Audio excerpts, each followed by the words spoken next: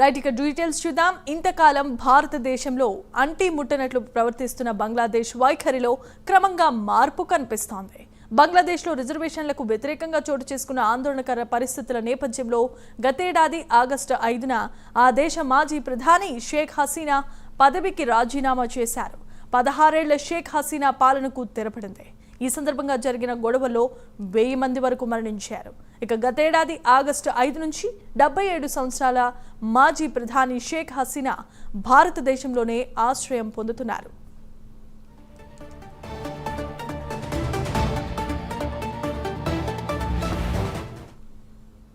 హసీనా ప్రభుత్వ పతనం తర్వాత హిందూ మైనారిటీలపై దాడులు జరిగాయి. హిందూ మైనారిటీలపై జరుగుతున్న దాడులపై భారతదేశం తన నిరసనను, ఆందోళనను పలుమార్లు వ్యక్తం చేసింది. ఈ క్రమంలో భారత్, బంగ్లాదేశాల మధ్య సంబంధాలు బలహీనపడ్డాయి.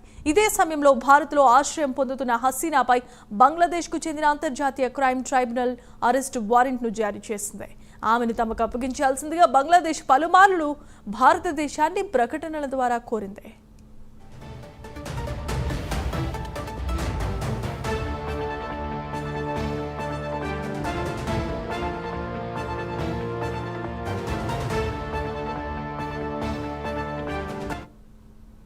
హసీనాతో పాటుగా పలువురు మాజీ కేబినెట్ మంత్రులు, సలహాదారులు, మిలిటరీ అధికారులపైన కూడా అరెస్టు వారెంట్లు జారీ చేశారు. దేశాన్ని అస్థిరపరిచే కుట్రదారులను, చట్ట ఉల్లంఘనలకు పాల్పడే వారిని ఏరివేస్తామంటూ యూనస్ సర్కార్ ఆపరేషన్ డెవిల్ హంట్ ను చేపట్టింది. ఈ నేపథ్యంలో బీబీసీ బంగ్లాకి ఇచ్చిన ఇంటర్వ్యూలో బంగ్లాదేశ్ తాత్కాలిక ప్రభుత్వాధినేత యూనస్ ఆసక్తికరమైన వ్యాఖ్యలు చేశారు. భారత్తో తమ సంబంధాలు బలంగానే ఉన్నాయని యూనస్ ప్రకటించారు. భారత్, బంగ్లాదేశ్ల మధ్య సంబంధాలు క్షీణించాయనే వాదనను ఆ దేశ తాత్కాలిక ప్రభుత్వాధినేత ముహమ్మద్ యూనస్ కొట్టిపారేశారు.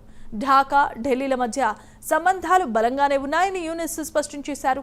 ఇటీవలి కాలంలో కొన్ని విభేదాలు తలెత్తాయని కూడా అంగీకరించారు. అవి వచ్చిపోయే మేఘాల్లాంటివని యూనస్ అభివర్ణించారు.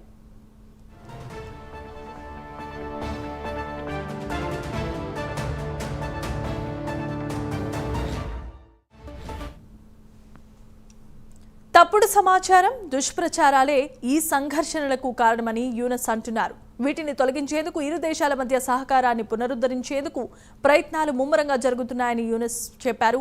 మా అధికారులు నిరంతరం ఆ దేశంతో సంప్రదింపులు జరుపుతున్నారని యూనస్ పేర్కొన్నారు.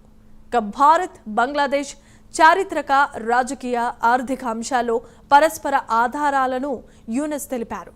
ఈ రెండింటి మధ్య ఉన్న సంబంధాలు అత్యంత బలమైనవని, లోతైనవని యూనస్ పునరుద్ఘాటించారు. భారతదేశంతో నిరంతరం సంప్రదింపులు జరుగుతున్నాయని యూనస్ వెల్లడించారు. భారత ప్రభుత్వ ప్రతినిధులు ఇక్కడికి వస్తున్నారు, తమ అధికారులు అక్కడికి వెళుతున్నారని యూనస్ వివరించారు.